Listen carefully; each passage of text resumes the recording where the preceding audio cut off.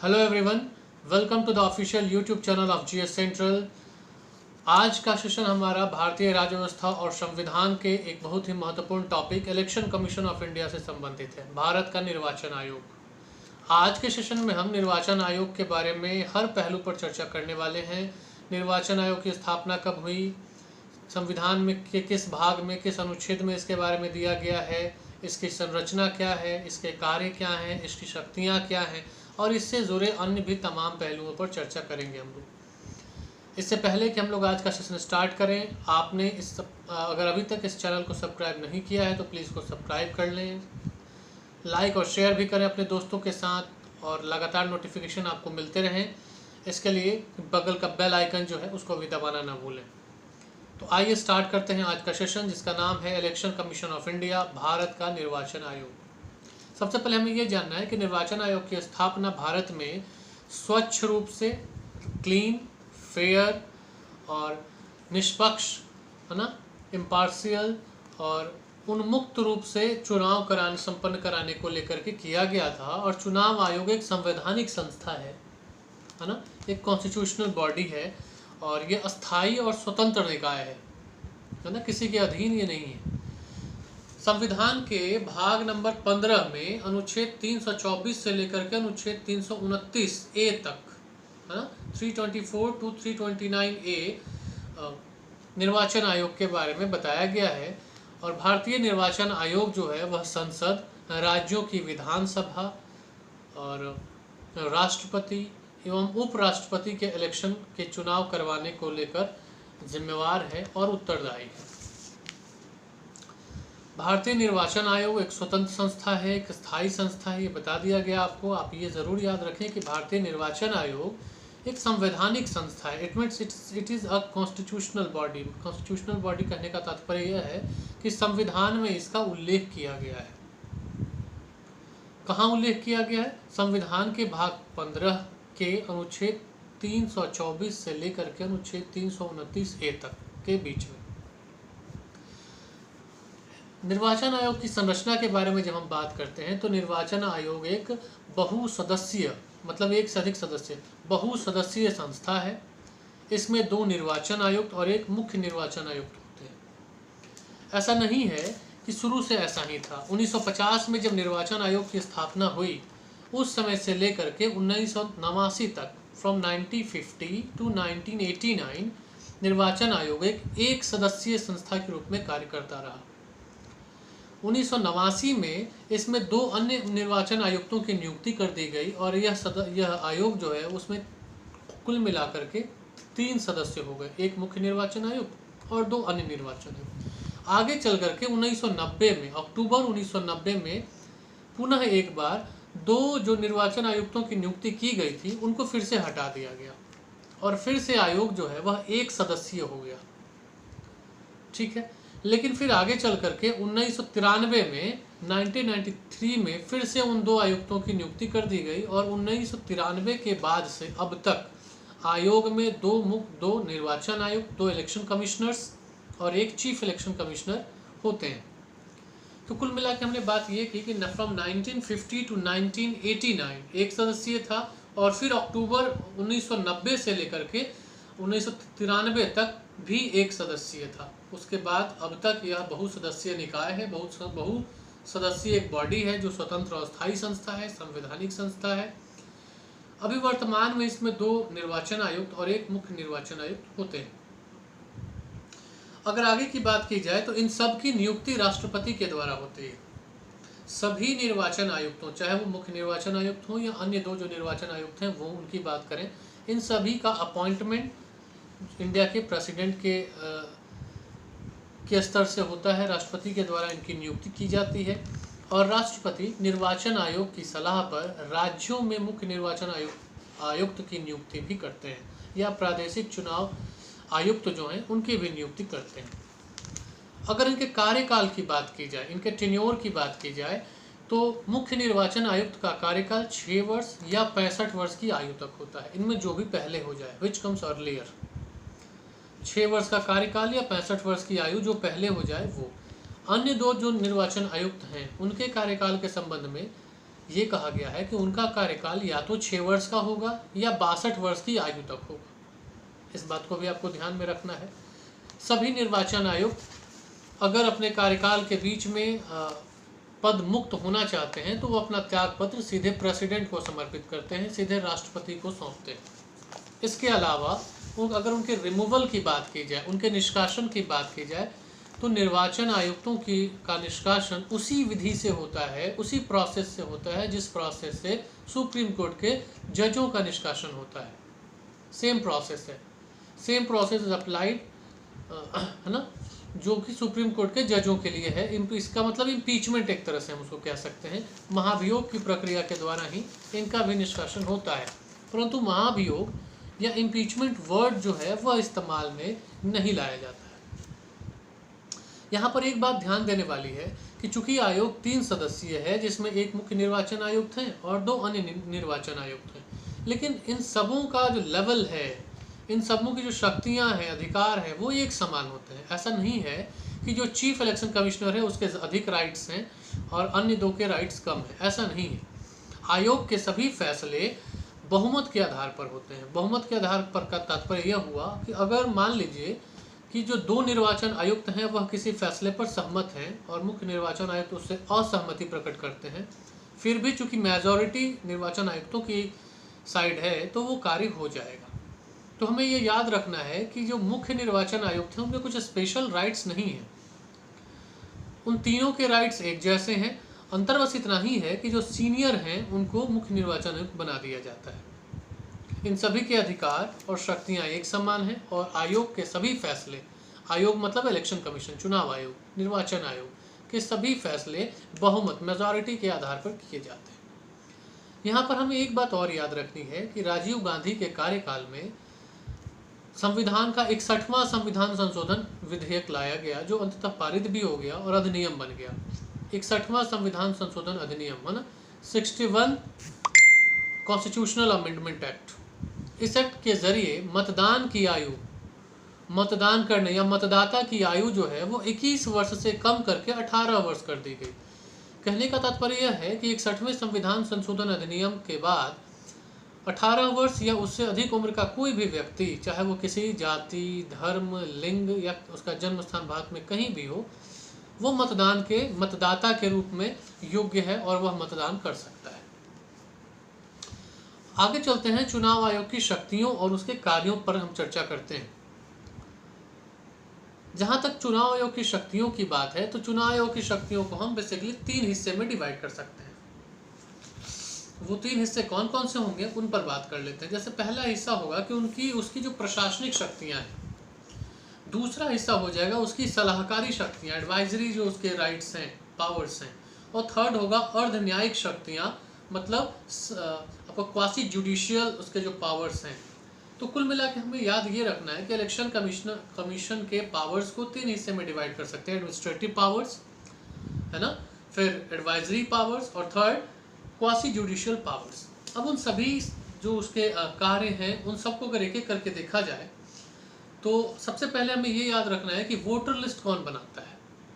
Voter list, मतदाता सूची जो बनती है उसे बनाने का कार्य जो है वह इलेक्शन कमीशन का है, जो उसका एक प्रशासनिक अधिकार है। इसके अलावा निर्वाचन की तिथि, नामांकन की तिथि, नाम वापस लेने की का जो डेट होता है वो, इलेक्शंस के अनाउंसमेंट, ये सभी निर्वाचन आयोग के कार्य हैं। इसके अलावा निर्वाचन करवाना, वोट्स को काउंट करवाना, रिजल्ट का डिक्लेरेशन करवाना, बीच में अगर कोई डिस्प्यूट हुआ है तो उसका समाधान करना भी इलेक्शन कमीशन का कार्य है, जो इलेक्शन कमीशन का अर्धन्यायिक अधिकार है। चुनाव में अगर चुनाव कराते समय कोई धांधली हुई है उस स्थान पर चुनाव को रद्द करवाना है, उपचुनाव जिसको हम लोग कहते हैं बाई इलेक्शन, है ना, ये करवाना है, या फिर पुनर्निर्वाचन कराना है जिसको हम लोग कहते हैं री इलेक्शन। ये सभी चुनाव आयोग के कार्य हैं। और इसके अलावा और भी चीज़ें, ईवीएम की सुरक्षा करना, वीवीपैट मशीन आजकल जो यूज होता है उसकी सुरक्षा करना, है ना, पॉलिटिकल पार्टीज़ जो हैं उनको इलेक्शन के लिए सिंबल देना, नेशनल लेवल की जो पार्टियां हैं उनके लिए अपना एक तय चुनाव चिन्ह आवंटित रहता है, परंतु जो निर्दलीय कैंडिडेट इलेक्शन में खड़े होते हैं उनके लिए इलेक्शन सिंबल अलॉट करना, ये सारे कार्य जो हैं वो इलेक्शन कमीशन के कार्य हैं। इसके अलावा भी मोरल कोड ऑफ कंडक्ट है ना, चुनाव आचार संहिता जो है उसको लागू करवाना और उसकी देखरेख करना कि उसका अनुपालन हो रहा है कि नहीं हो रहा है। इसके अलावा निर्हरता है ना, डिस्क्वालिफिकेशन से संबंधित जो बातें हैं उस पर बात करना। इसके अलावा कई बार हम देखते हैं कि कोई पॉलिटिकल पार्टी में फूट पड़ जाती है, टूट जाती है पार्टी, तो पार्टी टूटने के बाद किस पक्ष, कौन सा पक्ष ओरिजिनल पार्टी है। जैसे अभी हमने कुछ वर्षों पहले देखा था उत्तर प्रदेश में समाजवादी पार्टी में मुलायम सिंह यादव की समाजवादी पार्टी और अखिलेश यादव की समाजवादी पार्टी के बीच को लेकर के डिस्प्यूट हो गया था। तो इस प्रकार के जो डिस्प्यूट्स होते हैं उनका निराकरण इलेक्शन कमीशन ऑफ इंडिया ही करता है। इन सबों के अलावा कई बार मतदान कराते समय मतदान केंद्र पर लूट खसोट की वारदात हो जाती है, हिंसा हो जाती है, मारपीट हो जाती है या बूथ लोग लूट लेते हैं। इस प्रकार की घटनाओं को संज्ञान में लेना भी निर्वाचन आयोग का कार्य है। कहने का मतलब ये है कि निर्वाचन आयोग कई प्रकार के कार्य करता है। अच्छा, एक बात और जानिए कि निर्वाचन आयोग के पास अपने कर्मचारियों की कोई फौज नहीं होती है। जब भी चुनाव करवाना होता है तो निर्वाचन आयोग केंद्र सरकार और राज्य सरकारों से के जो कर्मचारी हैं, अधिकारी हैं, उनको ही वो अपने कार्य में हायर करते हैं, लेते हैं। इसके लिए राष्ट्रपति और राज्यपाल से वे अनुमति लेते हैं कि वे उनके कर्मचारियों को अपने इस्तेमाल के लिए अपने कार्य में लगाना चाहते हैं। आप जानते ही हैं कि जो टीचर्स, जो बैंक कर्मी या जो अन्य स्टाफ इलेक्शन की ड्यूटी में लगाए जाते हैं उनको उस चीज़ के लिए अलग पारिश्रमिक मिलता है, अलग पेमेंट मिल जाता है उनका। तो ये सब बातें हमें याद रखनी है। ये सब बातें चुनाव आयोग के अधिकार और शक्तियों के संदर्भ में है। इससे अगर आगे हम चलें तो चुनाव संबंधी अन्य मुद्दों पर बात करनी है हमें। जैसे इलेक्शन कमीशन ऑफ इंडिया है तो ये तो केंद्र स्तर की एक बॉडी है। राज्य स्तर पर जब हम आते हैं तो राज्य स्तर पर भी राज्य निर्वाचन आयोग होता है, स्टेट इलेक्शन कमीशन होता है, जो राज्य स्तरीय जो चुनाव हैं है ना, जैसे स्थानीय स्वशासी संस्थाएं हैं, लोकल सेल्फ गवर्नमेंट जो है, पंचायत हैं, नगर पालिकाएँ, म्यूनसिपैलिटीज़ हैं, इन सभी के इलेक्शंस करवाने के लिए वो जिम्मेदार है state election commission. State election commission में जो इलेक्शन कमिश्नर होता है उसकी नियुक्ति राज्यपाल के द्वारा की जाती है, चीफ इलेक्शन कमिश्नर के रिकमेंडेशन से या उनकी सलाह से की जाती है। स्टेट से जब एक लेवल और नीचे आते हैं डिस्ट्रिक्ट लेवल पे, तो डिस्ट्रिक्ट लेवल पे जो कलेक्टर होते हैं है ना, डीएम या डीसी भी उनको कहा जाता है, वो वहाँ पर निर्वाचन अधिकारी के रूप में कार्य करते हैं। और फिर वे अलग अलग बूथ्स पर है ना पीठासीन अधिकारी, ऑब्जर्वर्स है ना, इन सबों की नियुक्ति करते हैं और मतदान संपन्न करवाते हैं। चुनाव से संबंधित अन्य बातों पर अगर देखा जाए तो हमें एक बात और याद रखनी है कि जमानत राशि क्या होती है ना। जमानत राशि, तो जमानत राशि जो है वह एक ऐसा अमाउंट है कि कोई व्यक्ति अगर इलेक्शन में लड़ना चाहता है, इलेक्शन कंटेस्ट करना चाहता है, तो कम से कम मिनिमम एक फ़ी उसके लिए उसको जमा करना पड़ता है। इलेक्शन में जीतने के बाद या इलेक्शन में उसका जो कोरम एक तरह का आप कह लीजिए कि उतना अगर उससे उस लिमिट से ज़्यादा वोट अगर उसको आए तो उसकी जो नॉमिनेशन की जो राशि है, जहाँ नामांकन की जो राशि है, वह वापस कर दी जाती है। कई बार हम ये सुनते हैं कि उसकी जमानत जब्त हो गई। जमानत जब्त होने का मतलब यह है कि आप कम से कम उतने वोट्स भी नहीं पा पाए जितने की मिनिमम जो क्राइटेरिया रखी गई है, उतना वोट भी आपको जो है वो नहीं मिला। तो उस स्थिति में उम्मीदवार की जमानत राशि जब्त कर ली जाती है। जनरल कैंडिडेट जो है, सामान्य जाति का जो उम्मीदवार है, उसके लिए नामांकन राशि 10,000 रुपीज़ रखी गई है और जो ST SCs हैं उनके लिए 5,000 रुपये की नामांकन राशि होती है। उपचुनाव और पुनर्निर्वाचन में क्या अंतर है, ये एक जान लेना है। उपचुनाव को कहते हैं हम लोग बाई इलेक्शन और पुनर्निर्वाचन को कहा जाता है री इलेक्शन। तो हम बात कर रहे थे कि उपचुनाव और पुनर्निर्वाचन में क्या अंतर है। तो देखिए, जब कभी इलेक्शन का डेट अनाउंस हुआ और जो मतदान केंद्र है वहाँ पर लूट खसोट की घटना हो गई, हिंसा हो गई, ईवीएम खराब हो गए या किसी अन्य कारण से उस दिन वहाँ का चुनाव रद्द कर दिया गया, तो रद्द करने के बाद उस स्थान पर जो चुनाव होता है उसे पुनर्निर्वाचन, री इलेक्शन कहा जाता है। जबकि दूसरे इस केस में, उपचुनाव के केस में क्या है कि इलेक्शन हुआ, रिजल्ट आया, वहाँ कैंडिडेट जीत गया, कैंडिडेट के जीतने के बाद अचानक से वो सीट खाली हो गई, वैकेंट हो गई। उसके कई कारण हो सकते हैं, हो सके उम्मीदवार की मृत्यु हो गई, हो सके उम्मीदवार ने इस्तीफा दे दिया, है ना। तो इन सभी कारणों से अगर वो सीट खाली हो जाती है तो वहाँ पर उपचुनाव करवाए जाते हैं, जिसको बाई इलेक्शन कहा जाता है। तो ये दोनों में अंतर याद रखना है, पुनर्निर्वाचन में क्या अंतर है और उपचुनाव में क्या अंतर है, मतलब बाई इलेक्शन और री इलेक्शन में क्या अंतर है। उपचुनाव के संदर्भ में एक बात आपको और याद रखनी है कि मान लीजिए कोई सीट खाली है और उस सीट का कार्यकाल पूरा होने में अब 1 वर्ष से भी कम का समय बच गया है। अगर हम लोकसभा का चुनाव ही ले लें तो 5 साल का कार्यकाल होता है, तो मान लीजिए 4 साल होने पर कोई सीट खाली हो गई, तो चूंकि अब उस सीट पर या उस लोकसभा के कार्यकाल को कंप्लीट होने में 1 साल बचा है या 1 साल से कम की अवधि बची हुई है, तो इस स्थिति में जब भी ऐसी स्थिति आएगी कि किसी सीट पर वो सीट वैकेंट हो और वहाँ उसका कार्यकाल पूरा होने में 1 वर्ष से भी कम का समय बचा हो, उस स्थिति में उपचुनाव नहीं करवाए जाते हैं। इस बात को ध्यान में रखना है। ध्यान में रखना है कि उपचुनाव कब होंगे और कब नहीं होंगे। तो ऐसे तो होते ही हैं और इनके लिए समय सीमा भी निर्धारित की गई है कि 6 माह के भीतर उपचुनाव करवाए जाने चाहिए। लेकिन अगर कार्यकाल पूरा होने में साल भर से कम का वक्त बचा हुआ है तो वहाँ पर फिर कोई उपचुनाव, बाय इलेक्शन जो है वो नहीं होगा।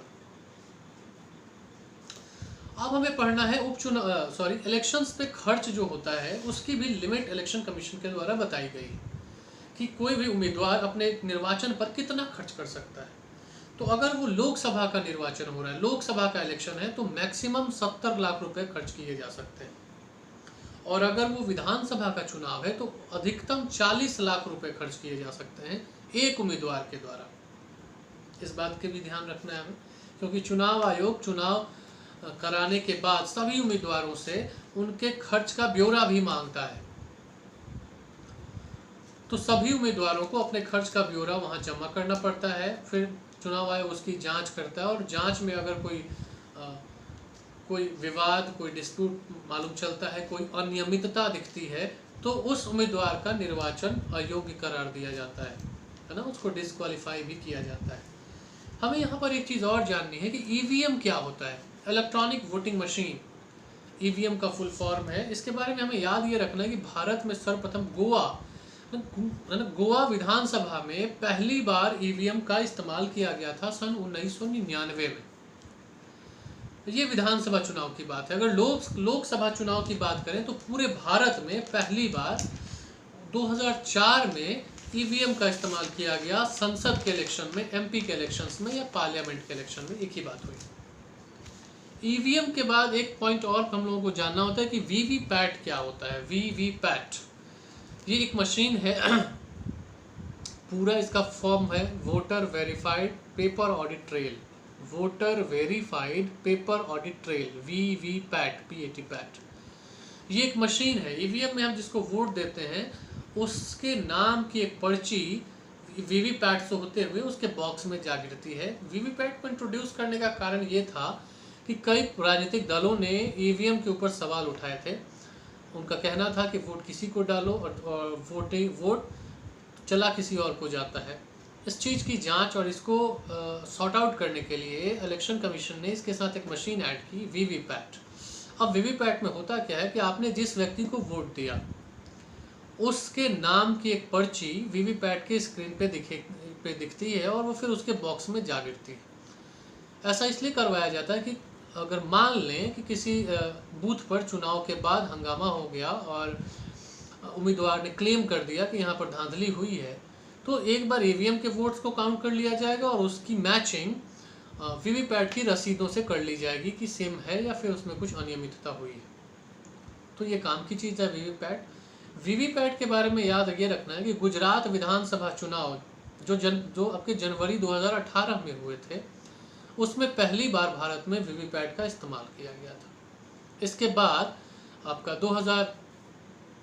19 के जो चुनाव हुए हैं लोकसभा के चुनाव जो 2019 के हुए हैं, इसमें पूरे देश में वीवीपैट मशीनों का इस्तेमाल किया गया है।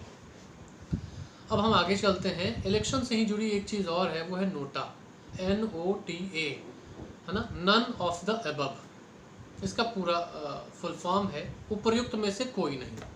नोटा, इलेक्शन कमीशन ने सुप्रीम कोर्ट सर्वोच्च न्यायालय के आदेश के अनुसार ईवीएम में एक बटन ऐड किया जिसको हम लोग नोटा कहते हैं। नोटा से तात्पर्य यह है कि अगर कोई मतदाता उपर्युक्त उम्मीदवारों में से किसी को अपना मत नहीं देना चाहता है तो वो क्या करे?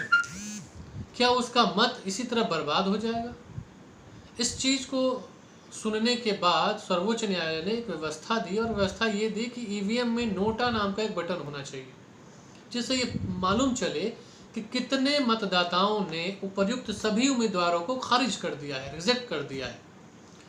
यह लोकतंत्र को सुदृढ़ करने में और अधिक सपोर्टिव होगा और अधिक मजबूत करेगा यह लोकतंत्र को, और उम्मीदवारों को भी अपने भीतर झांकने का एक मौका देगा कि उन्हें भी पता चले कि इतनी जनता ने आप सबों को खारिज किया है। तो इसलिए नोटा का इस्तेमाल करवाया जाता है, होता है।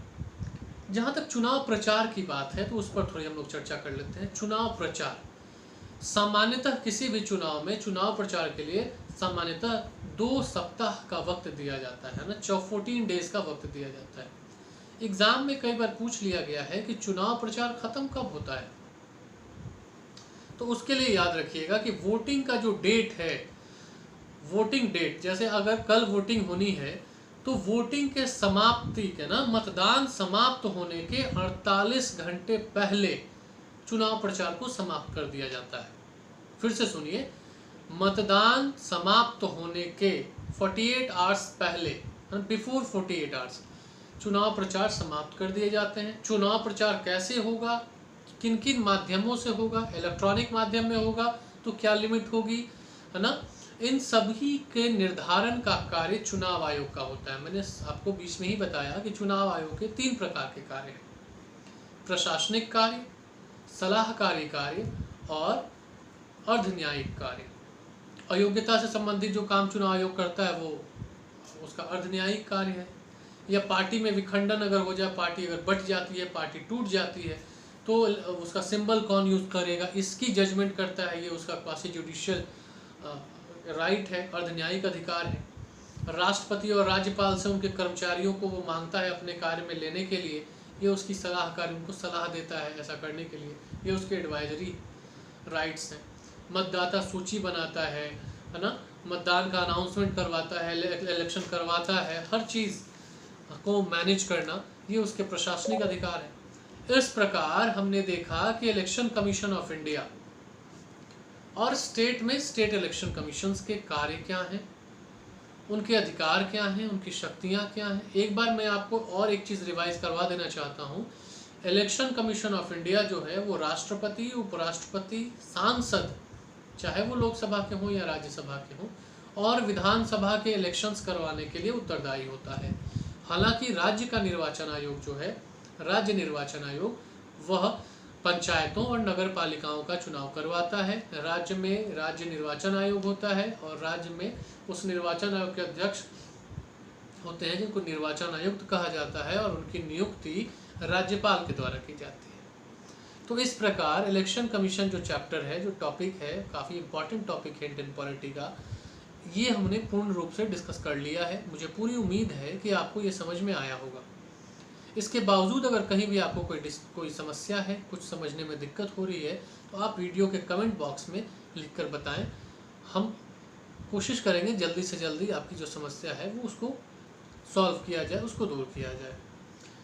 सेशन में अंत तक हमारे साथ बने रहने के लिए आपका बहुत बहुत धन्यवाद। Thank you very much. मिलते हैं अगले सेशन में।